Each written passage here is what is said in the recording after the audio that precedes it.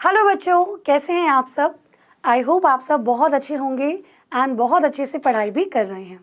तो जैसे कि आप जानते हैं बेटा, अब आपका टर्म 2 का सिलेबस हम लोग स्टार्ट कर रहे हैं, जिसमें सारे चैप्टर्स आपको पढ़ाए जाएंगे और उन चैप्टर के कुछ इंपॉर्टेंट क्वेश्चंस भी मैं आपके साथ डिस्कस करूंगी लाइव सेशन में। आज यहाँ पे इस वीडियो में मैं आपको एक्सप्लेन करूंगी पहला चैप्टर जो हम स्टार्ट करेंगे, that is cell cycle and cell division. ये एक बहुत इंपॉर्टेंट चैप्टर है। सेल के बारे में आप पहले ही पढ़ चुके हैं, लेकिन अब बारी आती है ये समझने की कि सेल जो है वो डिवाइड कैसे होता है। जो आपने सेंट्रियोल्स के बारे में पढ़ा, जो आपने न्यूक्लियस के बारे में पढ़ा, वो सारी इंफॉर्मेशन इस चैप्टर में आपकी इस्तेमाल होंगी। सो वो मैं आपको साथ साथ बताऊंगी।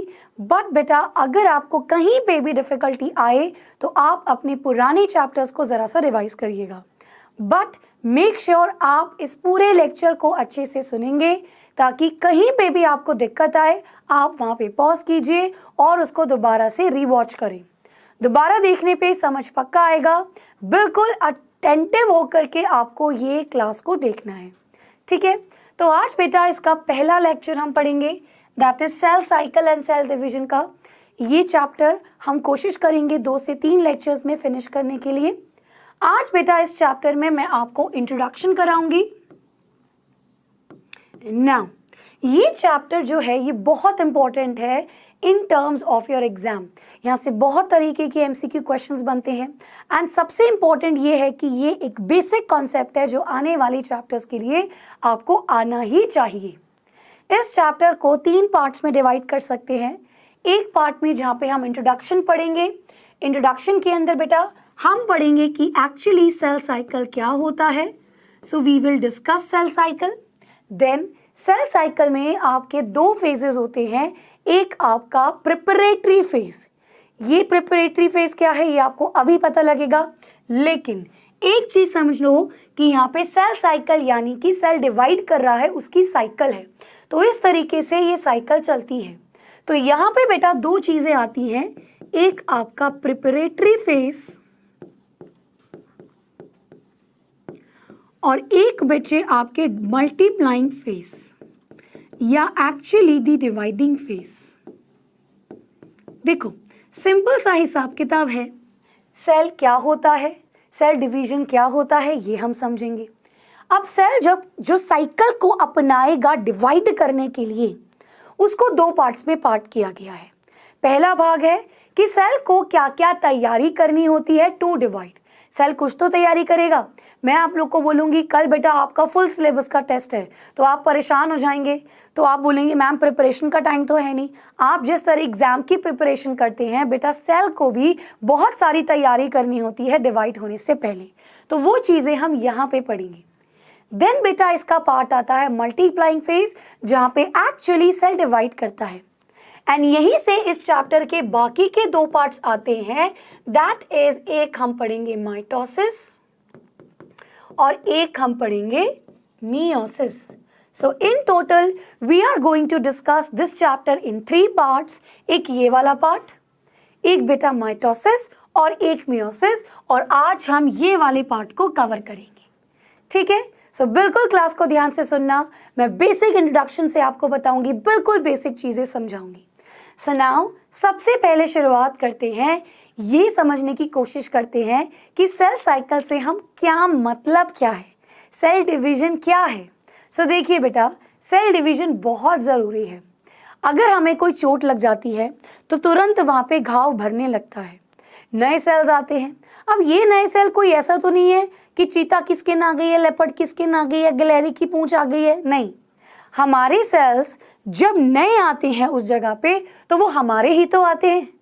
ह्यूमन में अगर 46 क्रोमोसोम है तो वही 46 क्रोमोसोम वाले ही तो सेल्स आएंगे। तो ये सेल क्या होते हैं, वहां पे सेल डिवाइड हो रहा है। या मैं अगर बात कहूँ, हम तो छोटे से पैदा हुए थे, छोटे से, और ये भी छोड़िए जब रिप्रोडक्शन होती है और जाइगोट बनता है तो उस एक सेल के जाइगोट से आज हम इतने बड़े हैं। आज हमारे पास मिलियंस एंड मिलियन सेल्स हैं। तो इतने सारे सेल्स कैसे हुए, सेल डिवाइड ही तो हुए। तो यहाँ पे सेल डिवाइड होती है। अगर मैं कुछ ऑर्गेनिजम्स की बात करूं, जैसे बेटा अमीबा हो गया, एक ही सेल का होता है, जैसे ही ये अमीबा डिवाइड करता है तो हम कहते हैं अमीबा ने रिप्रोडक्शन कर लिया, अमीबा ने बाइनरी फिशन कर लिया। तो ये जो रिप्रोडक्शन है इसके लिए भी सेल की ज़रूरत है। और अब जब बात रिप्रोडक्शन की ही आ गई है तो बेटा हायर ऑर्गेनिज्म में, प्लांट्स में, एनिमल्स में गैमीट्स की फॉर्मेशन होती है। आप जो क्लास 10th में पढ़ के आए हैं कि ह्यूमन में स्पर्म बनता है, ह्यूमन में ओवम बनता है, तभी तो वो मिलाकर के जाइगोट बनता है। तो वो स्पर्म, वो ओवम कैसे बना? वो भी तो सेल डिवीजन से बना। सो सेल डिवीजन को क्या मैं ये कह सकती हूँ कि सेल का रिप्रोडक्शन? बिल्कुल कह सकती हूँ। सो सेल डिवीजन बेटा क्या है? It is when one cell divides. एक सेल डिवाइड होता है, एक सेल मैच्योर होगा, बड़ा होगा, फाइनली ये डिवाइड कर जाएगा। I can also say cell reproduce कर रहा है, सेल की रिप्रोडक्शन हो रही है। भाई वर्चाओ ने क्या कहा था, जिन्होंने सेल थ्योरी को मॉडिफाई किया था, कि every cells come from a pre existing cell. Yes और नो? मैं लिखती हूं ये लाइन बेटा। Cell arise from pre existing ones. भाई सेल प्री एग्जिस्टिंग से ही तो आता है। एक सेल किसी पुरानी सेल से तो आएगा, जादू मंत्र तो नहीं होता, ले फूक मारी और सेल आगे 3-4, नहीं। तो सेल को डिवाइड होना होता है, एक सेल से ही नया सेल आ सकता है, और यही वाली बात तो सेल डिवीजन कहती है। हम बेटा दो तरीके के सेल डिवीजन पढ़ेंगे। So there are 2 types of cell division. एक जिसको हम कहते हैं माइटोसिस, और एक बच्चे जो होता है मियोसिस। डिटेल में पढ़ेंगे ये दोनों क्या है, लेकिन अभी आपको सिंपल लफ्जों में समझना है कि माइटोसिस का मतलब बेटा कि एक सेल आपका 2 सेल्स में डिवाइड हो गया, और इसको हम कहते हैं डॉटर सेल्स। अब एक बात बताओ, हम कभी इसको क्या सन सेल्स बोलते हैं, बेटा सेल्स कहते हैं? नहीं, हम हमेशा इसको डॉटर सेल्स कहते हैं। क्यों? क्योंकि यही तो आगे जाकर के 2 सेल को जन्म देगा। ये भी बेटा आगे जाकर के 2 सेल को जन्म देगा, ये भी आगे जाकर के 2 सेल को जन्म देगा। लेकिन जब एक सेल से 2 सेल्स बनते हैं उन्हें हम कहते हैं माइटोसिस। थोड़ा बहुत तो आप पहले भी जानते हो। माइटोसिस में बेटा आपका जो क्रोमोसोम नंबर है वो सेम रहता है। जैसे कि मेरा कोई ह्यूमन का सेल है, वी ऑल नो ह्यूमन के सेल में 46 क्रोमोसोम्स होते हैं। तो अगर बेटा इसमें 46 क्रोमोसोम है तो इसमें भी 46 होंगे और इसमें भी 46 होंगे। This type of cell division is mitosis. एक जिसको हम कहते हैं मियोसिस। मियोसिस बेटा 2 फेज में होती है। एक फेज में एक सेल से आपके बने 2 डॉटर सेल्स, एक फेज में एक सेल से आपके मिले 2 डॉटर सेल्स, फिर दूसरे फेज में इसने भी 2 और डॉटर सेल्स को जन्म दिया। यानी कि इन टोटल बेटा एक सेल से आपको मिले 4 डॉटर सेल्स। तो ऐसी डिवीजन जो कि 2 फेजेस में होती है, 2 बारी में होती है, एक बारी में पूरा मतलब 2 टाइप में होगा, और पूरी एक डिवीजन में एक सेल से 4 सेल्स मिलते हैं, उसे कहते हैं मियोसिस। मियोसिस बेटा उन सेल्स में होती है जहां पे गैमीट की फॉर्मेशन की जाती है। सो अब अगर मैं आपको बोलूं कि in total why mitosis, why meiosis is taking place, और मैं अगर आपसे पूछूं कि सेल डिवीजन हो क्यों रही है, so my question is why cell division. आखिर क्यों बेटा सेल डिवाइड हो रहे हैं? तो इसके बहुत सारे रीजंस हैं। नंबर 1, क्या मैं यहां पे कह सकती हूं कि यहां पे बेटा सेल रिपेयर होता है? सेल रिप्लेस होता है, कोई चोट लग गई, सेल खराब हो गया, स्किन छिल गई, तो वहां पे नए सेल्स आते हैं और वो सेम ही आते हैं। अब कुछ बच्चों का क्वेश्चन होता है कि मैम नहीं, ब्राउन ब्राउन से सेल्स आते हैं, स्कार बन जाता है, but that is a different thing. वो तो वहां पे डिपोजिशन हो गई, क्या हो गए, डेड सेल्स रह गए, क्या हो गए, बट कहीं पे तो अंडरलाइन उसकी नीचे वाली लेयर में तो सेल डिवाइड हुए होंगे। तो रिप्लेस करता है, पुराने सेल्स मरते हैं, नए सेल्स आते हैं। मेरी बॉडी में अब जितनी बड़ी मैं हो गई उतना सेल नंबर जो भी मेंटेन हो रहा है। अब बेटा ऐसा थोड़ी है कि एक जगह पे सेल बढ़ते ही रहेंगे, बढ़ते ही रहेंगे, नहीं। एक लाइन में 10 सेल है तो 10 ही रहेंगे, वो 10 के 10 बूढ़े होते हैं और उनकी जगह 10 सेल नए आते हैं, तो इसलिए सेल डिवीजन होता है। दूसरा मैं अगर आपसे कहूं तो cell division basic similarity maintain करता है। एक बेसिक सिमिलर स्ट्रक्चर ही तो आता है उसकी जगह, तो उसको मेंटेन करना होता है, इसलिए सेल डिवीजन होती है। या मैं आपसे कहूं कि इन case of multi cellular organism, जो बेटा मल्टी सेल्यूलर ऑर्गेनिज्म होते हैं हमारी तरह, उनमें सेल डिवीजन ग्रोथ के लिए होती है, फॉर ग्रोथ। लेकिन अगर यही बात मैं यूनिसेलुलर के बारे में बात करूं तो यूनिसेलुलर में तो बेटा जैसे ही सेल डिवाइड हुआ तो वो तो रिप्रोडक्शन हो गई, 1 से 2 इंडिविजुअल बन गए। तो यूनिसेलुलर में ये रिप्रोडक्शन के लिए होती है। ठीक है बेटा, चलिए अब यहां पे आती है दूसरी कहानी। यहां पे तो ये सारी बातें हो गई कि सेल इसलिए डिवाइड हो रहा है। रिप्रोडक्शन में अगर गैमीट्स की फॉर्मेशन करनी हो तो भी सेल डिवीजन होता है। सो मैं ऑल्सो लिख सकती हूं कि बेटा गैमीट के डिवीजन में भी तो होता है, उसमें भी होती है, हाँ उसमें, लेकिन केवल मियोसिस की बात कर रहे हैं, मियोसिस से होती है। तो इन सारे रीजंस की वजह से सेल डिवाइड होता है। सो इफ आई से an organism comes from a zygote, कोई ऑर्गेनिज्म डेवलप होता है जाइगोट में से, लेकिन जो ऑर्गेनिज्म के अंदर इतने सारे सेल हैं वो आता तो एक ही सेल से है, एक ही सेल नया सेल को जन्म देता है। So this is about introduction. अब बेटा बात करते हैं एनसीईआरटी की। एनसीईआरटी के पहले पैराग्राफ में यही सारी बातें हैं जो मैंने आपसे कही, बट उसका नेक्स्ट पैराग्राफ में यहाँ पे बात होती है सेल डिवीजन की, सेल साइकिल की। ये सेल साइकिल क्या है? सेल ऐसा ही नहीं है कभी भी डिवाइड होगा, जब मर्जी डिवाइड होगा। नो बेटा, हमारा हर एक सेल को एक पर्टिकुलर तरीके से ही डिवाइड होना होगा। आप एक पर्टिकुलर तरीका होता है, मैं बोलूंगी नीट में नंबर लाने का एक ही तरीका है। एनसीईआरटी पढ़िए, आपको प्रीवियस ईयर्स क्वेश्चंस करने हैं और आपको अपने नोट्स बनाने हैं, शॉर्ट नोट्स, तो यही तरीका है। अब आप अगर बोलेंगे मैं एनसीईआरटी नहीं पढ़ूंगा, मैं तो जाकर के कोई ट्रूमैन्स वगैरह पढ़ूंगा, मैं प्रीवियस ईयर्स क्वेश्चन नहीं कर रहा, तो उसका क्या फायदा है? तो there is a particular way of doing a thing. Cell को भी बेटा पर्टिकुलर स्टेजेस से जाना होता है सेल डिवाइड होने के लिए।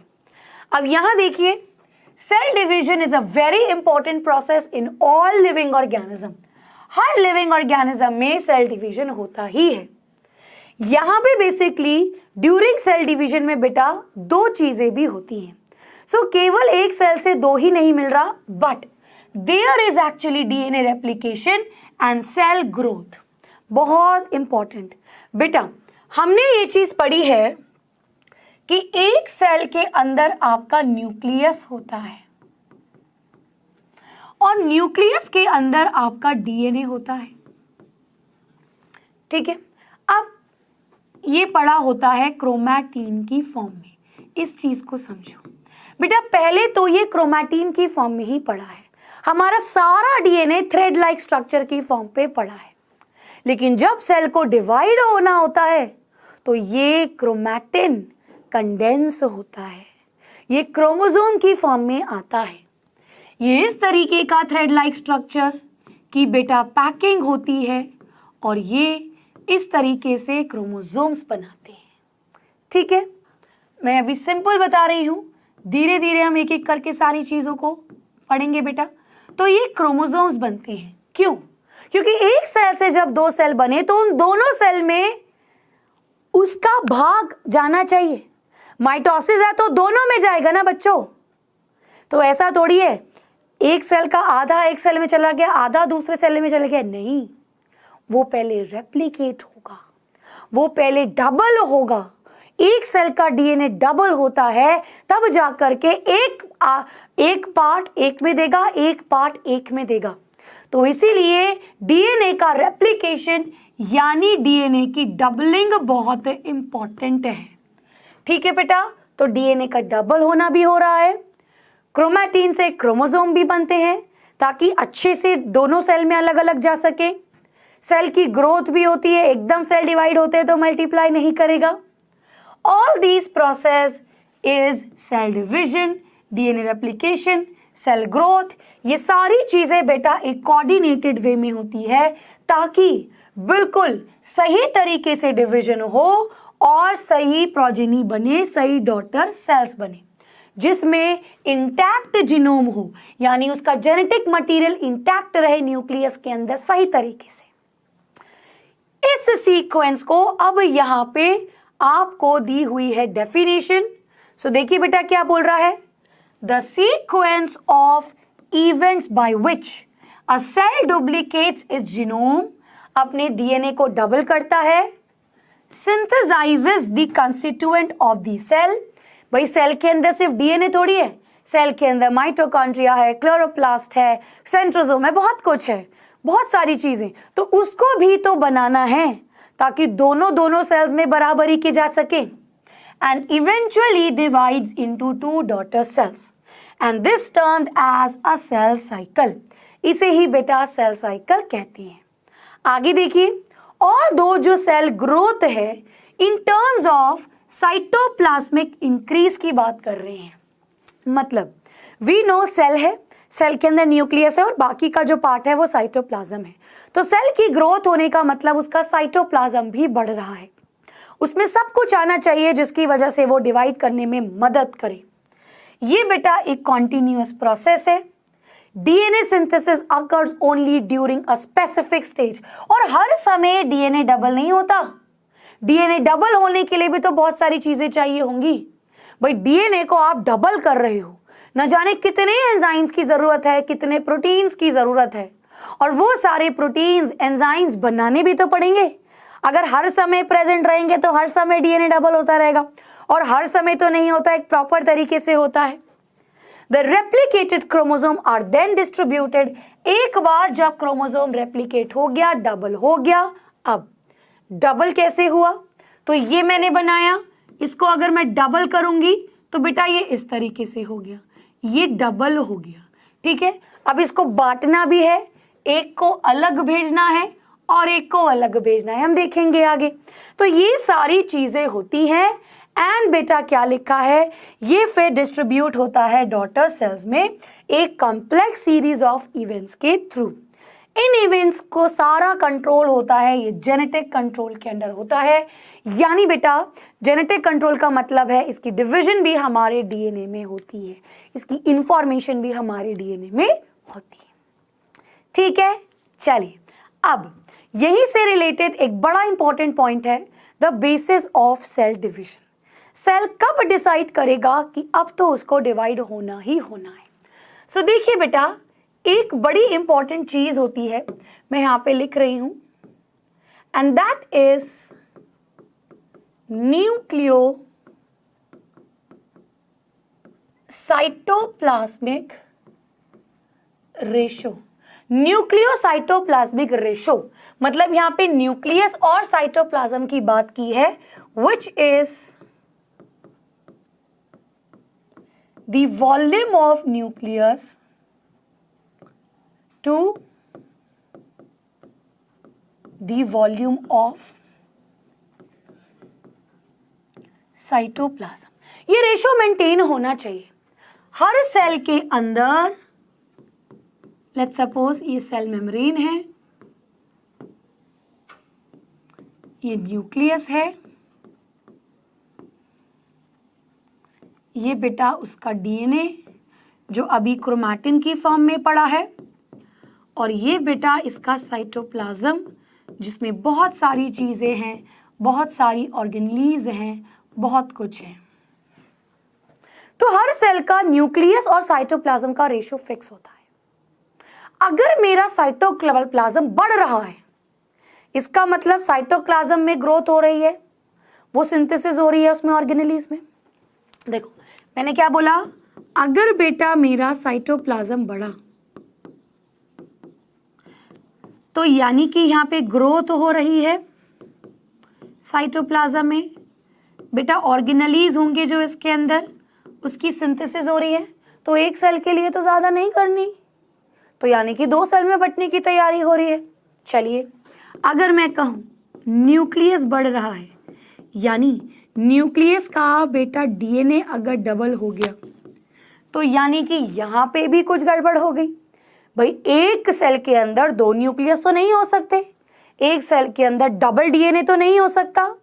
तो इन टोटल अगर इसमें कोई डिस्टरबेंस हुई, अगर इस रेशो में कोई भी डिस्टरबेंस हो रही है, मतलब अगर मेरा नॉर्मल न्यूक्लियस टू साइटोप्लाज्म के रेशियो में चेंज आ गया, अगर मेरा यहां पे डीएनए डबल हो गया, तो इट विल डिवाइड। एक सेल में 2 न्यूक्लियस नहीं हो सकते, अगर हो गया तो इसको अब डिवाइड करना ही होगा, और अब आपका एक सेल से 2 सेल बनना ही है। So that is the basis of cell division. हम यहां पे यही पढ़ेंगे कि कब मेरा डीएनए डबल होता है, कैसे होता है ये क्लास 12th में पढ़ते हैं, लेकिन कब होता है, सेल साइटोप्लाज्म कब बढ़ता है, और उसके बाद कैसे सेल डिवीजन होती है। डीएनए डबल हुआ तो सेल डिवीजन होकर ही रहेगा। न्यूक्लियस अगर डिवाइड हुआ तो सेल डिवीजन होकर ही रहेगा, नहीं हुआ तो it is not normal, it is not normal. ठीक है बेटा, चलिए अब दिस इज द बेसिस। अब आगे अगला टॉपिक देते हैं, the type of cell division. बेटा 3 तरीके की सेल डिवीजन होती है। There are 3 types of cell division. एक जिसको हम कहते हैं एमाइटोसिस, एक जिसको हम कहते हैं माइटोसिस, और एक बेटा मियोसिस। तो इन जनरल हमने माइटोसिस मियोसिस को तो समझा। कैसे समझा, हमने पढ़ा कि माइटोसिस में एक सेल से 2 डॉटर सेल्स बनते हैं। अगर एक सेल का क्रोमोसोम 46 है, तो बेटा दूसरे सेल जो डिवाइड हुए हैं ये भी 46 क्रोमोसोम का होगा, ये भी 46 क्रोमोसोम का होगा। तो ये बराबरी में हुआ, तो हुआ क्या होगा, ये 46 डबल हुए होंगे। अब वेरी वेरी इंपॉर्टेंट, ये कब डबल होता है, हर टाइम नहीं होता बेटा, तो ये हम आगे पढ़ेंगे। बट कहने की ये बात है कि यहां पे डीएनए डबल हुआ होगा किसी समय, कभी क्रोमोसोम भी डबल हुआ होगा, और देन बेटा उसके बाद इनकी इक्वल डिस्ट्रीब्यूशन होती है। माइटोसिस में बराबरी में डिस्ट्रीब्यूट हुआ, डबल हुआ तब 46 हुआ, 46 का डबल हुआ तब बेटा 2 सेल्स बनने थे आगे, जस्ट दोनों में 46 चले गए। सो यहां पे इस टाइप की डिवीजन को हम कहते हैं इक्वेशनल डिवीजन। क्या कहते हैं, equational division. Now what is meiosis, it is the किस टाइप की डिवीजन है, it is the reductional division. Why, देखिए बेटा इन केस ऑफ मियोसिस यहां पे क्या होता है, chromosome number reduces to half। ये बेटा गैमीट्स बनाने के समय होती है। क्यों, ये आप क्लास 10th में पढ़ते हैं बट स्टिल बहुत सारे बच्चों को यहाँ पे कंफ्यूजन रहता है ये चैप्टर पढ़ने के बाद भी। तो मैं आपको अभी ही ये बताना चाहती हूँ, ध्यान से सुनिएगा बेटा। मान लीजिए ये ह्यूमन है, ठीक है, ये मम्मी है और ये बेटा पापा है। तो मम्मी की बॉडी में ओवम बना होगा, पापा की बॉडी में स्पर्म बना होगा, और जब बेटा इसका फ्यूजन होता है तो जाइगोट बनता है, और ये जाइगोट ही फिर न्यू इंडिविजुअल में बनेगा, एक नए ह्यूमन में डेवलप होगा। ऐसा ही होता है, यही कहानी है। अब देखिए बेटा, मम्मी की बॉडी में बहुत सारे सेल्स बनते हैं, मम्मी भी कभी छोटी सी रही होंगी और उसकी बॉडी में सेल्स बने, माइटोसिस से हुआ। पापा के साथ भी यही हो रहा होगा, माइटोसिस से हो रहा है। बट जो बेटा ये गैमीट्स बनते हैं, ये गैमीट्स मियोसिस से बनते हैं। कैसे? इनके पास 46, इनके पास 46, लेकिन गैमीट्स बनते समय, मियोसिस बनते समय कुछ ऐसी डिवीजन होती है कि ओवम और स्पर्म 23 क्रोमोसोम के होते हैं, यानी बेटा ये हाफ हो गए, it is halved, it is reduced. Meiosis में जो सेल्स बनते हैं वो आधे सेल के वो आधे क्रोमोसोम के होते हैं। 46 से 23 क्रोमोसोम का स्पर्म बनता है और 23 ही क्रोमोसोम का ओवम बनता है। तभी तो बेटा 23 और 23 मिला करके फिर से 46 का जाइगोट बनेगा और न्यू इंडिविजुअल भी 46 का बनेगा। यहां पे आगे माइटोसिस होगी, लेकिन यहां पे मियोसिस होती। अगर यहां पे माइटोसिस होती तो ये भी 46 के होते, यानी बेटा नया इंडिविजुअल तो 92 क्रोमोसोम्स का होता और उसके बच्चे तो 184 हो गया, 184 क्रोमोसोम्स के होते। तो वैसे तो भाई ह्यूमन ही नहीं लेता, ह्यूमन को ही तो जन्म देगा। ह्यूमन के 46 क्रोमोसोम है तो 46 को ही तो जन्म देगा।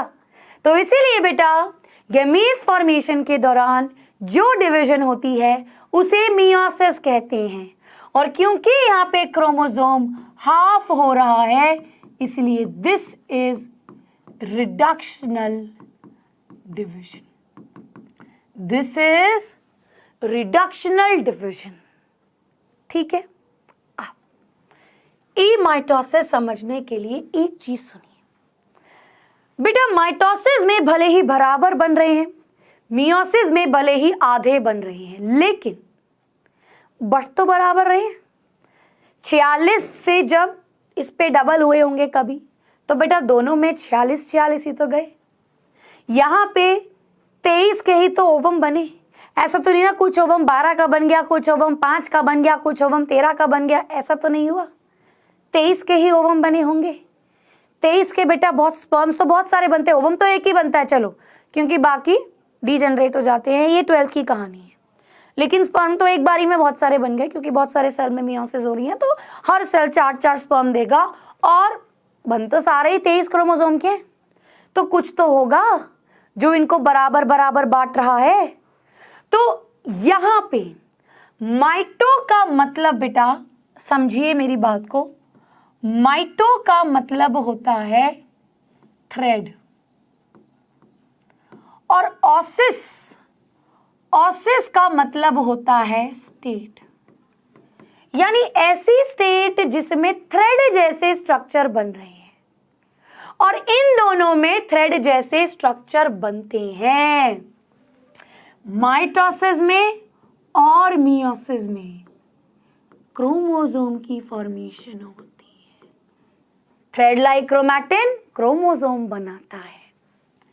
यहां पे बेटा सेंट्रोसोम्स काम करते हैं। अब आप बोलेंगे मैम प्लांट सेल में तो सेंट्रोसोम होते ही नहीं है, लेकिन वहां पे सेंट्रोसोम का फंक्शन कोई और परफॉर्म कर रहा है, हम पढ़ेंगे आगे। लेकिन जो भी कर रहा है परफॉर्म, या एनिमल में तो सेंट्रोसोम है, ये बनाते क्या हैं? याद कीजिए बेटा सेल चैप्टर, नहीं तो हम तो पढ़ेंगे ही इस चैप्टर में। ये स्पिंडल फाइबर बनाते हैं। तो इन दोनों में थ्रेड जैसे स्ट्रक्चर्स बनते हैं, इनमें क्रोमोसोम बनते हैं, स्पिंडल फाइबर बनता है, ताकि ये स्पिंडल, ये कुछ नहीं है बेटा, ये कोने में होते हैं पोल्स में, और ये स्पिंडल धागे धागे जैसे निकले और ये क्रोमोसोम को खींचते हैं दोनों साइड, आधे इसमें बढ़ते हैं और बीच में से डिवाइड और 2 सेल बन जाता है। तो जब न्यूक्लियस की डिवीजन होती है, तो जब एक न्यूक्लियस में बहुत सारे क्रोमोसोम बन गए तो ये आधे आधे डिवाइड होते हैं ना भाई। अगर मियोसिस है तो 23 होंगे, माइटोसिस है तो 46 होंगे, लेकिन होते हैं तो नहीं खींचने वाले कोई थ्रेड स्ट्रक्चर्स होते हैं, वो इन दोनों में बनते हैं। लेकिन ए माइटोसिस, ए आ गया वर्ड स्टार्टिंग में, ए माइटोसिस, ए मतलब नहीं, कोई थ्रेड फॉर्मेशन नहीं होती। तो यहां पे बेटा there is no chromosome, there is no spindle fibre, ऐसा कुछ यहां पे नहीं बनता। ठीक है, तो डिटेल में लिखते हैं ए माइटोसिस क्या है, ये तो आप जानते ही हैं बेटा। जिसको नहीं आया होगा मैंने इसलिए समझाया, now you are ready to learn आगे, क्योंकि आगे पढ़ने के लिए बेसिक कॉन्सेप्ट समझना बहुत जरूरी है। अब देखिए, मैं यहाँ पे एक बार आपको ए माइटोसिस भी बताती हूँ। अच्छा, हम ऐसा करते हैं, यहीं पे लिख देते हैं ए माइटोसिस का। सो देखिए बेटा, अब क्या हुआ, एक सेल से 2 सेल तो डिवाइड हुए, लेकिन जब कोई क्रोमोसोम ही नहीं बटे तो क्या पता किसी में ज्यादा चले गए हों, क्या पता किसी में कम चले गए हों, कोई स्पिंडल ही नहीं रहा उनको दोनों तरफ खींचने वाला, क्या पता बराबर भी हो सके चले गए, रैंडमली चले गए, लेकिन क्या पता बराबर नहीं गए। तो ए माइटोसिस में there is no chromosome, no spindle, no centrosome.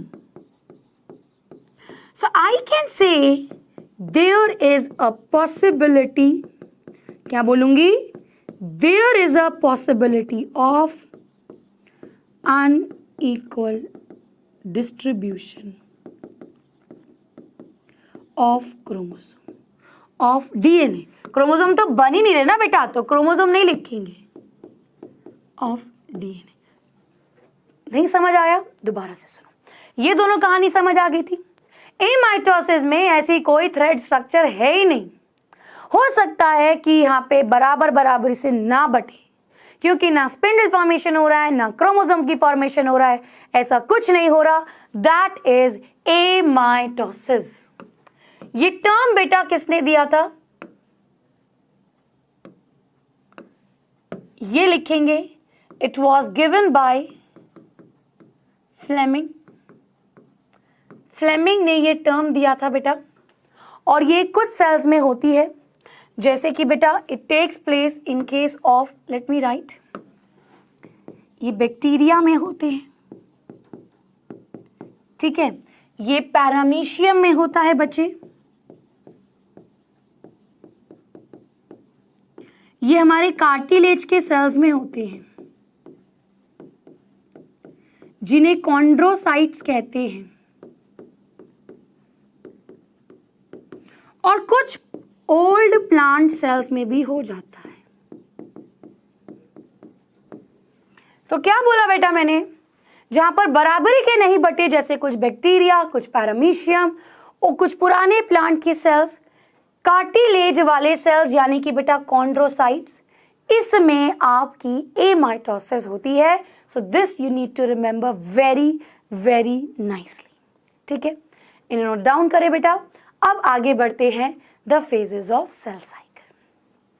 तो ये तो हमने पढ़ा कि सेल डिवीजन क्या होता है, इससे कितने टाइप्स का होता है, ये क्यों होता है, अब तक ये जाना।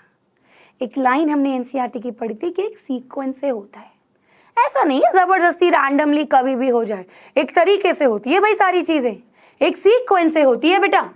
तो cell cycle, what is a cell cycle, let me right,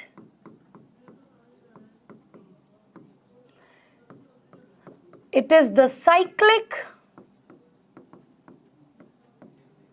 sequence of events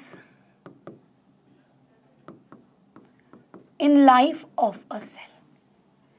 एक सेल की लाइफ में जो साइक्लिक इवेंट्स आते हैं, साइकिल मतलब जहां से शुरू वहीं से खत्म, मतलब एक सेल आया, बड़ा हुआ, डीएनए भी डबल हुआ होगा, फिर डिवाइड हुए, 2 बने, अब जो 2 बने वो दोनों भी सेम काम करेंगे। तो ये जो फेजेस आते हैं, these are the different phases of cell cycle. और जैसा मैंने कहा बेटा, पूरी सेल साइकिल दो मोटे मोटे फेजेस में बटी हुई है and there are two phases. एक जिसको हम कहते हैं दी प्रिपरेटरी फेज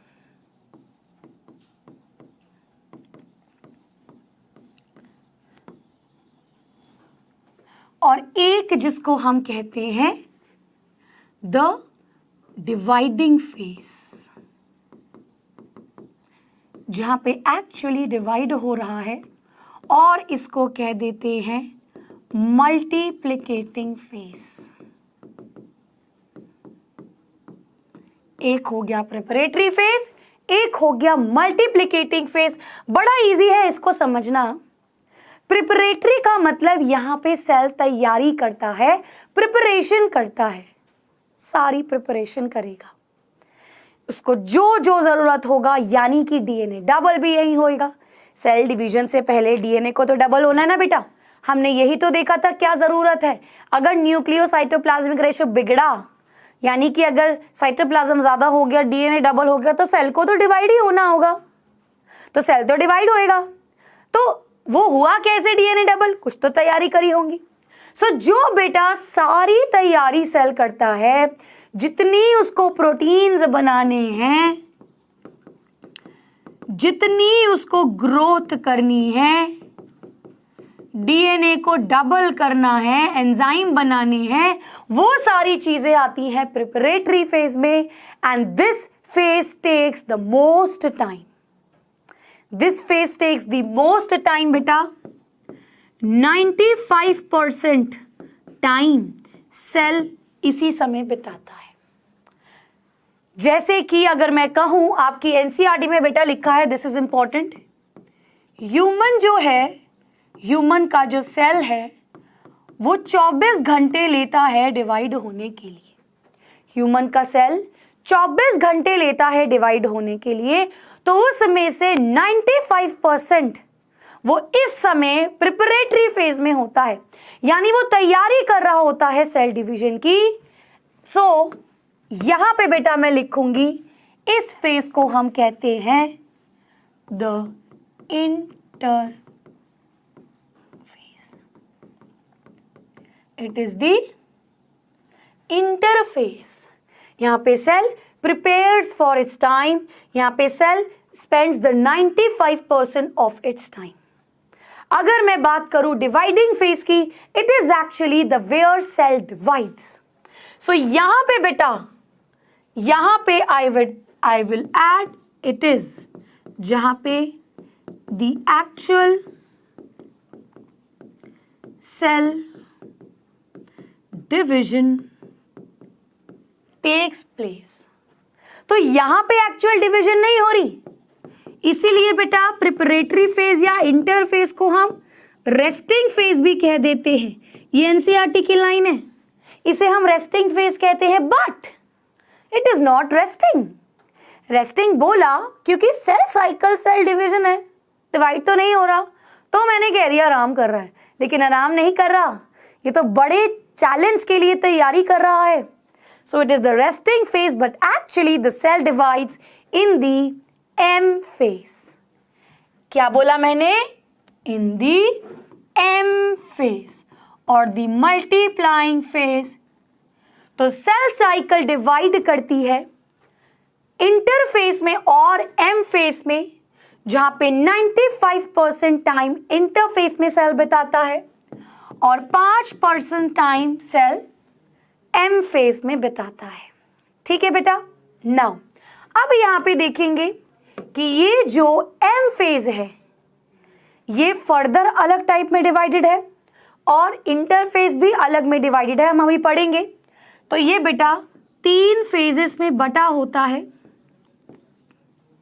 ठीक है, एक जिसको हम बोलते हैं ग्रोथ 1 या गैप 1 और डिनोट करते हैं इसको द G1 फेज से। ग्रोथ 1 या गैप 1 या G1 फेज से डिनोट करते हैं। दूसरा बेटा आता है द S फेज, इसके बारे में अभी हम पढ़ेंगे। तीसरा इसमें आता है the growth two, the gap two, और लिख सकते हैं the G2 phase. M phase divide होता है फर्दर दो फेजेस में। एक बेटा होता है द कैरियोकाइनेसिस और एक बेटा होता है द साइटोकाइनेसिस। नाम से ही पता लग जाएगा आपको इसका मतलब क्या है। कैरियन का वर्ड बेटा which is something living, nucleus के लिए बोला जाता है।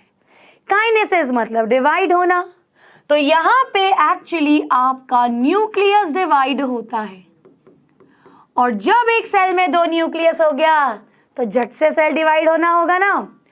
तो बेटा जब सेल डिवाइड होता है तो उसे कहते हैं द साइटोकाइनेसिस।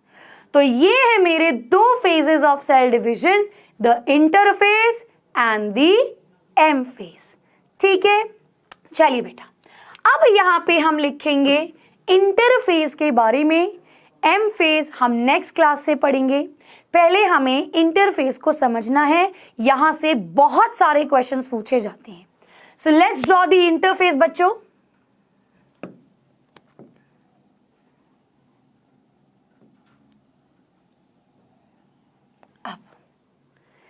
लेट्स सपोज ये एक सेल साइकिल है, सेल की यहां से शुरुआत हुई और यहां पे उसने दो सेल में डिवाइड की। तो इसमें तो आपके दोनों फेज आएंगे, एम फेज भी आएगा, इंटरफेज भी आएगा। सो एम फेज बेटा जैसा मैंने कहा, this is the M phase, this is the M phase. और एम फेज बेटा जैसा मैंने कहा ये दो फेजेस में बटा होता है, तो हम इसको बाहर लिखते हैं, मैं आपको दिखाती हूं। ये फर्दर दो फेजेस में बटा है। एक साइटोकाइनेसिस अभी सिर्फ लिखिए, बाद में मैं बताती हूं। और एक बेटा karyokinesis. So from here to here this is the M phase and from here to here this is the karyokinesis. क्या किया मैंने? कुछ नहीं किया। मैंने बोला एक सेल साइकिल में 5% ही तो एम फेज होता है, तो ये सारा का सारा दिस होल मैंने ये बनाया है द इंटरफेस। और 5% मैंने इसका बना दिया द एम फेज, जो दो फेजेस में बटा है, एक साइटोकाइनेसिस और दूसरा कैरियोकाइनेसिस। ठीक है, एम फेज बेटा तीन फेजेस में, इंटरफेस तीन फेजेस में बटा था। हमने G1, S और G0 लिखा था, तो ये हम बनाएंगे। सो इस तरीके से यहां पे मेरा हुआ the G1 phase,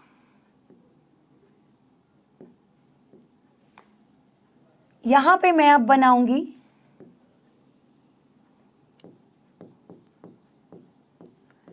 the S phase और यहां मैं बनाऊंगी द G2 फेज। ठीक है, हम इसको थोड़ा सा बड़ा कर सकते हैं ताकि यहाँ पे हम अपनी सारी चीजें लिख सकें। ठीक है, कुछ इस तरीके से। लेट्स इसको येलो से ही ड्रॉ करते हैं। ये आपका इंटरफेस। ठीक है, थोड़ा सा बेटा मैंने बड़ा बना दिया है ताकि हम यहाँ पे ज्यादा इंफॉर्मेशन को लिख सकें।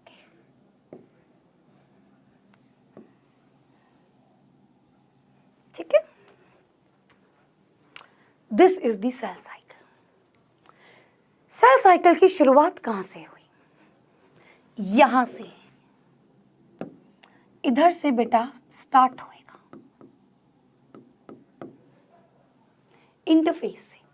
सबसे पहला आपका G1 फेस आएगा, यहां पे आपकी तैयारी शुरू होगी। अभी हम लिखेंगे सारा यहां पे क्या क्या होता है।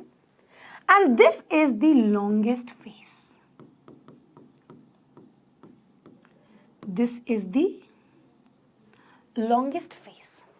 ठीक है, अब इसके बाद आता है द एस फेज, इसको बेटा हम द सिंथेसिस फेज भी कहते हैं। यहां पे एक्चुअली आपका डीएनए डबल होता है, यहां पे आपका डीएनए डबल हुआ तो सेल तैयारी कर रहा है, यहां पे जरूर उसने कुछ सामान बनाया होगा डीएनए डबल के लिए। तो यहां पे लेट्स सपोज उसने कुछ प्रोटीन, कुछ एनर्जी बनाई होगी फॉर डीएनए। डिटेल मैं भी लिखवाऊंगी, अभी बेसिक चीजें बता रही हूं। भाई डीएनए को डबल कर रहे हैं ना, कुछ तैयारी करी होंगी, तो यहाँ पे सबसे ज्यादा हुई। फिर उसने डीएनए डबल किया, फिर बेटा डीएनए को डबल तो कर दिया, क्रोमोसोम बनने हैं आगे, आपको पता है क्रोमोसोम को अलग करना है, तो यहाँ पे भी कुछ होता है, यहाँ पे भी बाकी फाइनल से करेगा, और यहां से एम फेज शुरू हो गया। अब एक्चुअली सेल डिवाइड करेगा, और अब पहले क्या होगा, पहले तो न्यूक्लियस की डिवीजन होगी। तो न्यूक्लियस की डिवीजन के 4 स्टेजेस होते हैं। सबसे पहला द प्रोफेज, ये बेटा बाद में पढ़ेंगे अगली क्लास में। सबसे पहला प्रोफेज, इसके बाद मेटाफेज, फिर बेटा द एनाफेज, फिर आपका आएगा टीलोफेज। तो प्रोफेज, मेटाफेज, एनाफेज, टीलोफेज में कैरियोकाइनेसिस होगी। जब टीलोफेज में न्यूक्लियस डिवाइड हो गया तो साइटोकाइनेसिस होगी, सेल डिवाइड हो जाएगा, और फाइनली सेल डिवाइड हो गया। तो इस तरीके से हमारी सेल डिवीजन चल रही है। सो अब लेट्स सपोज मैंने आपको कहा कि ह्यूमन का सेल बेटा 24 घंटे लेता है डिवाइड होने के लिए। It takes place 24 hour. तो 24 आवर में 11 घंटे वो यहां बिता रहा है, 8 घंटे के आसपास यहां बिता रहा है, अगले 4 घंटे यहां पे, और एम फेज उसने करीब 1 घंटा बिताया। तो देखिए ना, 95% time it is spending in the preparatory phase. अच्छा, ये भी इंपॉर्टेंट है, एनसीईआरटी में दिया है कि बेटा जो ईस्ट है इसे डिवाइड होने के लिए 90 मिनट्स लगते हैं। ये 90 मिनट्स में डिवाइड होता है। ठीक है बेटा, yeast is a fungi, unicellular fungi. ये हुई मेरी cell cycle. So these are the sequential changes इस केस में होता है। ठीक है, अब यहां पे हर फेज के बारे में पढ़ेंगे। हमने सबसे पहले इंटरफेस को डिस्कस किया, और इंटरफेस में आपके 3 फेजेस आए, the G1 phase, the S phase and the G2 phase. सबसे पहले let's talk about the G1 phase. तो जैसे मैंने कहा, it is the longest phase of the interphase. Now बेटा यहां पे डीएनए अभी डबल नहीं हुआ, ये समझ के चलो डीएनए इज नॉट डिवाइडेड। तो डीएनए को डबल करने के लिए जो कहानी चाहिए वो यहीं पे होगी। तो यहां पे क्या क्या होता है बेटा, देखिए ये इंपॉर्टेंट है सारे पॉइंट्स। यहां पे प्रोटीन सिंथेसिस बढ़ने लग जाती है, प्रोटीन सिंथेसिस इंक्रीजेस, मतलब वो एंजाइम्स जो कि प्रोटीन से बने वो सब कुछ, क्योंकि जो भी चाहिए फॉर डीएनए डुप्लीकेशन और रेप्लिकेशन, यहाँ पे वो चीजें बनने लग रही हैं। और क्या बनेगा बेटा, आरएनए की सिंथेसिस। अब देखिए ये बड़ा इंपॉर्टेंट कॉन्सेप्ट है। ये बेटा एक छोटी सी पॉइंट में यहाँ पे लिख रही हूँ स्क्वायर बना करके। अगर आपने ये चीज़ पहले नहीं पढ़ी, मेरे सारे स्टूडेंट्स ये जानते हैं, क्योंकि मैं ये कॉन्सेप्ट उनको सेल चैप्टर में ही पढ़ा देती हूँ, नहीं तो बार बार घूम फिर के ना वहीं अटक जाती है सुई। बेटा मेरी बॉडी में सारे प्रोटीन ऐसे ही नहीं बने। प्रोटीन बोले तो हाइट बढ़ी, भाई डीएनए में लिखा है कि लड़की लंबी होगी या छोटी होगी तो उसकी डीएनए में इंफॉर्मेशन है ना, लेकिन डीएनए ने बनाया तो ग्रोथ हार्मोन ना। हम लंबे तो ग्रोथ हार्मोन से हुए ना, वो ज्यादा बना तो लंबे हुए, कम बना तो छोटे हुए, बना तो growth hormone which is a protein. अब ये कैसे, हार्मोन्स प्रोटीन से ही बनते हैं, अलग अलग चीजों से बनते हैं। तो बेटा कैसे बना, उस या ग्रोथ हार्मोन, मतलब सारे हार्मोन प्रोटीन के नहीं होते, लेट्स से चलो मान लिया प्रोटीन नहीं है, लेकिन उसको बनाने के लिए भी प्रोटीन चाहिए। ग्रोथ हार्मोन जिस एंजाइम से मदद से बना होगा, एंजाइम तो सारे प्रोटीन होते हैं, तो ये कैसे बने, डीएनए की ये इंफॉर्मेशन कैसे आती है बेटा? तो एक चीज यहाँ पे स्टार पॉइंट में लिख रही हूं, it is not come in exam but this is a concept, कि डीएनए से आपका बनता है आरएनए, और आरएनए बेटा 3 तरीके के होते हैं, ये एमआरएनए बनता है, फिर बेटा इससे ही प्रोटीन बनता है। तो डीएनए की इंफॉर्मेशन पहले आरएनए में ट्रैवल होती है, फिर आरएनए की इंफॉर्मेशन से बेटा प्रोटीन बनते हैं, फिर वो प्रोटीन जो भी एंजाइम है वो हमारी बॉडी में सारी चीज़ें बनाता है और हमारी बॉडी में वो सारे फीचर्स मिलते हैं। किसी का कंप्लेक्शन कैसा है, तो मेलानिन कितना बन रहा है, और भी जी, और यही तो जीन की कहानी है जो क्लास 10th में एक छोटा सा पैराग्राफ पढ़ा था। सर यहीं पे एक चीज़ है कि बेटा आगे मुझे डीएनए की सिंथेसिस करनी है, उसके लिए प्रोटीन्स चाहिए होंगे, प्रोटीन्स बन रहे होंगे तो एमआरएनए भी चाहिए, यानी कि आरएनए की सिंथेसिस भी होती है, तो इसमें आरएनए की सिंथेसिस भी होती है। और बेटा यहाँ पे क्या होगा, यहाँ पे सेल का साइज भी तो इंक्रीज होगा, सेल का साइज भी इंक्रीज होगा बेटा, क्योंकि साइटोप्लाज्म की कंटेंट इंक्रीज हो रही हैं, तो वो भी लिख देती हूं, साइटोप्लाज्म का कंटेंट भी इंक्रीज हो रहा है, ऑर्गेनेलीज बनने की तैयारी चल रही है। अच्छा बेटा आगे के सारे प्रोसेस में एनर्जी की भी जरूरत होगी, तो यहीं पे एटीपी की सिंथेसिस भी होती है। ये बहुत इंपॉर्टेंट पॉइंट्स है बेटा, आपको पता होना चाहिए कि कौन सी चीजें कहाँ कहाँ बन रही हैं, और ये तो मैंने लिख ही दिया है कि it is the longest phase. तो ये होता है आपका गैप 1 फेज में, ठीक है। चलिए एक बार जब सेल इस फेज से गुजरेगा तब बेटा फिर वो डीएनए को डबल करेगा, एस फेज आ जाएगा, and then comes the second phase which is the S phase. Now what is the S phase?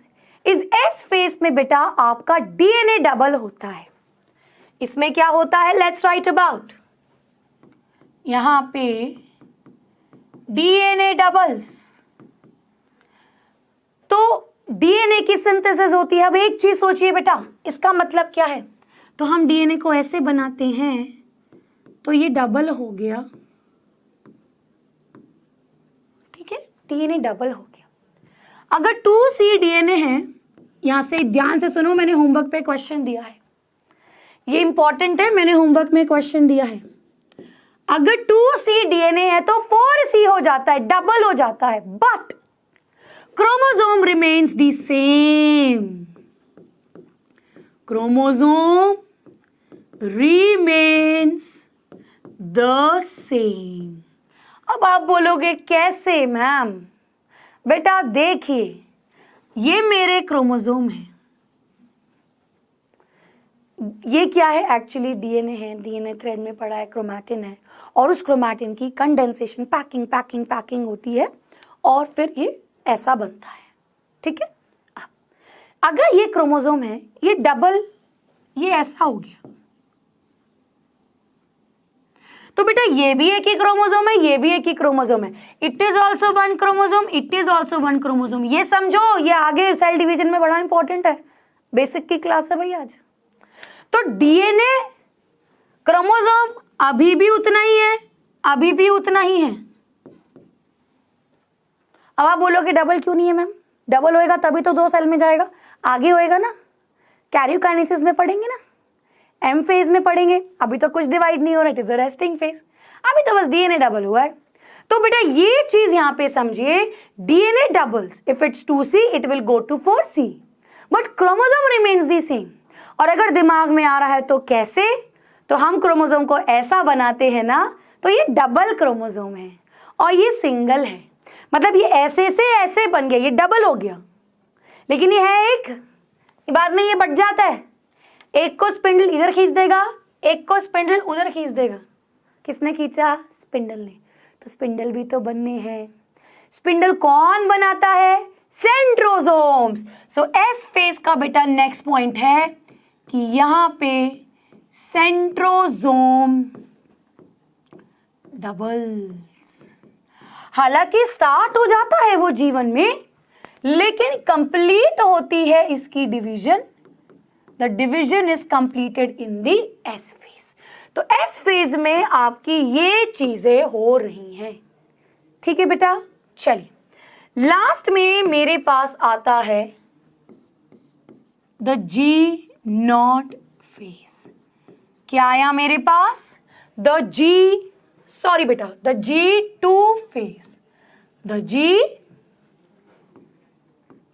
To phase आया। अब जी टू फेज में देखिए बेटा क्या होता है।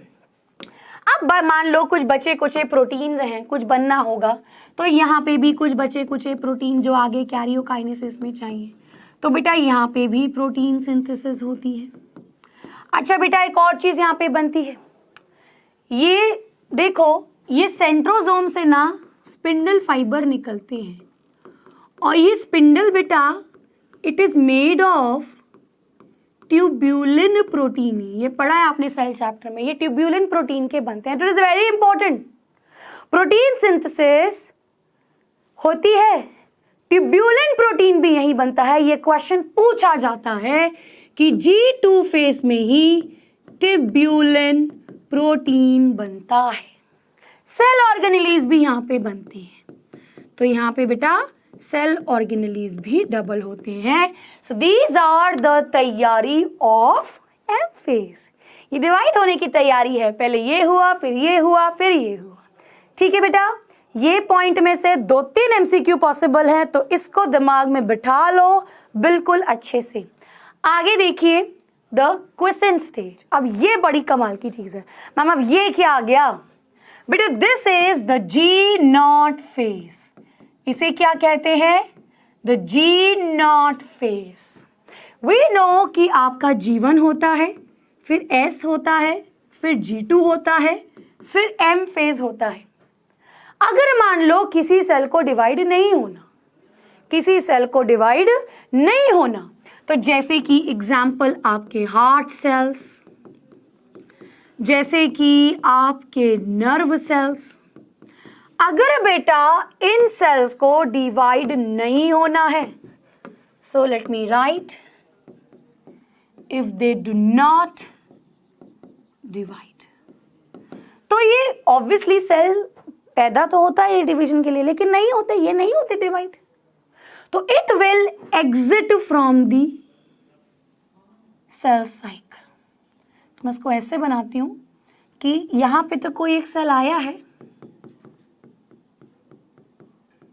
लेकिन ये यहां नहीं पहुंचता, it will exit the cell cycle. अब आप बोलेंगे ऐसा कैसा सेल है बेकार सा जो डिवाइड नहीं हो रहा, अपना मकसद पूरा नहीं कर रहा, तो बेटा ये रॉन्ग कहानी है आपकी।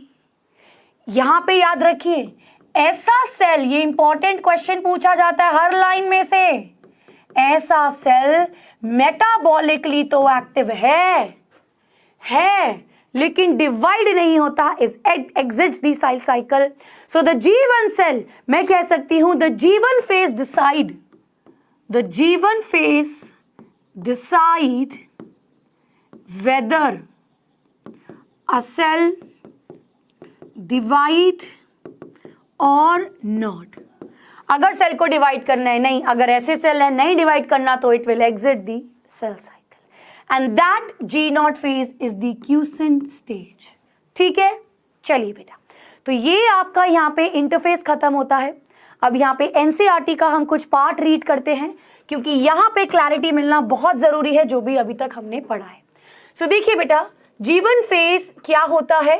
It is actually the phase between mitosis and initiation of DNA replication. Yes, S phase के और एम फेज के बीच में है। G1 फेज के दौरान बेटा वेरी इंपॉर्टेंट सेल आपका मेटाबॉलिकली एक्टिव है, ये ग्रो करता है, तो हमने लिखा था it grows but it does not replicate. अगर मैं एस फेज की बात करूं तो ये बेटा इट इज द पीरियड जहां पे डीएनए सिंथेसिस होती है, तो आपका during this time the amount of DNA doubles, 2C से it will become 4C, but there is no increase in the chromosome number. The cell had haploid और diploid number. अब haploid और diploid की कहानी सुनो बेटा। एक होता है हैप्लॉइड एक होता है बेटा डिप्लॉइड। अब इसका क्या मतलब है? देखो, कुछ ऑर्गेनिज्म हैप्लॉइड होते हैं, कुछ ऑर्गेनिज्म डिप्लॉइड होते हैं। जैसे हम हैं, example human, plants, P plant, बहुत सारी चीजें, बहुत सारे हमारे हम डिप्लॉइड होते हैं, जिसको 2n से लिखते हैं। हमारे क्रोमोसोम बेटा ऐसे हैं, this is chromosome 1, this is chromosome 2, this is chromosome 3, और इस तरीके के 23 पेयर होते हैं, 23 पेयर होते हैं। तो पेयर में जिसके क्रोमोसोम होते हैं दैट इज डिप्लॉइड, और जिसके क्रोमोसोम ऐसे सिंगल सिंगल होते हैं, सिंगल, उसको हम हैप्लॉइड कहते हैं। ठीक है, तो ऐसे ऑर्गेनिज्म जैसे कि हम, अगर हमारे ऐसे क्रोमोसोम है, एक्चुअली एक मम्मी से मिलता है, एक पापा से मिलता है, ये कहानी और क्लियर होती जाएगी आगे। ये मम्मी से मिला, ये पापा से, मतलब फादर का स्पर्म 23 क्रोमोसोम लेके आया ना, मम्मी क्या ओवम 23 लेकर के आया, पापा का पहला मम्मी के पहले से, पापा का दूसरा मम्मी के दूसरे से, ऐसे हमारे 23 पेयर बन गए जाइगोट में, 46 बन गए। तो बेटा ये हमारे डिप्लॉइड ऑर्गेनिज्म होते हैं। अब जब ये डबल होगा तो ये ऐसे होगा ना डबल, तो ये भी अभी 2 ही है, ये भी अभी 2 ही है। आपने पढ़ा है सेंट्रोमियर, जो बीच में कंस्ट्रिक्शन होती है, वो तो एक ही है ना, यहां पे भी एक सेंट्रोमियर है, यहां पे भी एक सेंट्रोमियर है, सेंट्रोमियर एक ही है बेटा। तो आई कैन से जब सेंट्रोमियर एक है तो क्रोमोसोम भी एक है। So the DNA doubles but the chromosome does not double. अब it remains the same, that is 2n। अब एनिमल सेल में बेटा एस फेज के दौरान डीएनए रेप्लिकेशन बिगिन होती है न्यूक्लियस में, और सेंट्रियोल डुप्लीकेट होता है साइटोप्लाज्म में। ये सेंट्रियोल साइटोप्लाज्म में है और डीएनए न्यूक्लियस में है, तो वहीं डबल होगा। During the G2 phase protein synthesis takes place और माइटोसिस होती है, फिर आगे सेल ग्रोथ कंटिन्यू। ठीक है बेटा, अब यहाँ पे यही लिखा है, कुछ सेल्स अडल्ट सेल्स जो कि बेटा अपीयर तो करते हैं जैसे कि हार्ट सेल्स, लेकिन दे डिवाइड ओकेजनली, जब जरूरत होती है तब डिवाइड करते हैं। So if they do not divide they exit the जीवन phase and this is the quiescent stage. इसे कहते हैं इनएक्टिव स्टेज, लेकिन सेल्स मेटाबॉलिकली एक्टिव हैं। आगे देखिए बेटा, सेल्स यहाँ पे मेटाबॉलिकली एक्टिव होते हैं but no longer proliferate, divide नहीं होते। ठीक है, यहाँ पे एनिमल्स की बात कर रहा है, mitotic division is only seen in diploid. So जो ऑर्गेनिज्म डिप्लॉइड होता है केवल उसी में माइटोसिस होती है। अब लेकिन प्लांट्स में, आपने प्लांट किंगडम पढ़ा है बेटा, है प्लांटिक लाइफ साइकिल। प्लांट्स के अंदर जैसे कि लेट्स सपोज कुछ एल्गी हैं जो हैप्लॉइड हैं, तो ये हैप्लॉइड से ही आगे बनाएंगे, तो ये तो माइटोसिस करते हैं, ये तो माइटोसिस से 2 हैप्लॉइड सेल बना देंगे।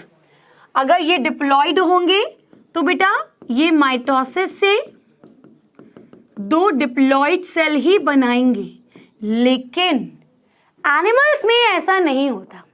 एनिमल्स में हैप्लॉइड माइटोसिस नहीं कर सकते, प्लांट्स कर सकते हैं। तो यहाँ पे यही चीजें लिखी है, देखिए बेटा, there are few exception where haploid cells divide. अब फ्यू एक्सेप्शन है जैसे कि male honey bee. So very important, ये आप क्लास 12th में पढ़ते हैं बेटा कॉन्सेप्ट। ये जो मेल हनी बी होते हैं इसको हम ड्रोन्स कहते हैं बेटा, ये हैप्लॉइड होते हैं। They form sperms which is haploid sperms by mitosis. तो यहाँ पे क्या कहानी लिखी है मैं फिर से रिपीट करती हूँ, एनिमल्स में हैप्लॉइड माइटोसिस नहीं करते, डिप्लॉइड माइटोसिस करते हैं। बट कुछ जैसे मेल हनी बीज जिसे हम ड्रोन्स कहते हैं, they divides, they form gametes by mitosis. बेटा गैमीट्स बना रहे हैं यहाँ पे, लेकिन माइटोसिस से बना रहे हैं, क्योंकि बेटा ये तो नहीं बन सकते ना मियोसिस से। हैप्लॉइड का आधा तो नहीं होगा, आधे तो नहीं हो सकते किसी में क्रोमोसोम, n/2 तो नहीं हो सकते, तो n से n ही होंगे, तो इसमें माइटोसिस होती है। ठीक है, हालांकि प्लांट्स में दोनों माइटोसिस हैप्लॉइड सेल्स में भी होती है और डिप्लॉइड सेल्स में भी माइटोसिस होती है।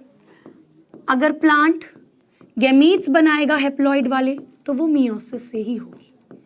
सिमिलरली बेटा एनिमल अगर कोई डिप्लॉइड है तो वो गैमीट्स बनाएगा हैप्लॉइड तो वो मियोसिस से ही होगी। बस ठीक है, चलिए। नहीं समझ आएगा तो एक बार फिर से रीड करिएगा बेटा लेक्चर। यहाँ पे आई हैव पूरी तरीके से मैंने अपनी कोशिश करी है कि आपका बेसिक क्लियर हो। आज की क्लास में बहुत इंपॉर्टेंट क्वेश्चंस जो बनते हैं वो इंटरफेस से बनते हैं। कोई क्वेश्चन आपका नहीं छूटेगा, ये मेरी गारंटी है। बट आपको कॉन्सेप्ट आज की क्लास में समझने हैं ताकि नेक्स्ट क्लास में हम थोड़ी जल्दी से पढ़ सके, ताकि आपका सिलेबस टाइम पे खत्म हो। बिकॉज एक बार कॉन्सेप्ट क्लियर हो गए तो आगे दिक्कत नहीं आएगी। ये 2 क्वेश्चन बेटा आपके एनसीईआरटी में है जो आपके होमवर्क है, इनके आप अच्छे से पढ़िएगा एंड देन बेटा इसको नेक्स्ट क्लास में हम डिस्कस करेंगे। तो आज के लिए इतना ही, मिलते हैं नेक्स्ट क्लास में। So bye bye and thank you.